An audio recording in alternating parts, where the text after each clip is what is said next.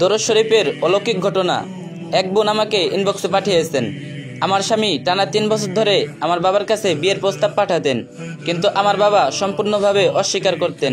এমনকি বলতেন, এই মানুষটা যদি দুনিয়ার শেষ মানুষ হয় তবুও আমি দেব না। কিন্তু 3য় বছরে আমি নবী সাল্লাল্লাহু আলাইহি ওয়াসাল্লামের প্রতি প্রচুর দরুদ পাঠ করতে শুরু করি। একদিন আমি স্বপ্নে দেখি একজন সাদা পোশাক পরা মানুষ, যার মুখ এত উজ্জ্বল ছিল যে আমি তার মুখ দেখতে পারছিলাম না। তিনি আমাকে একটি ছোট্ট অন্ধকার ঘর থেকে বাইরে নিয়ে যাচ্ছেন এবং বলছেন, তুমি নবীর প্রতি দরুদ পাঠ করতে থাকো, তোমার সব আশা পূরণ হবে। তারপর থেকে আমি প্রতিদিন তাসবিহ হাতে সারাদিন দরুদ পাঠ করি।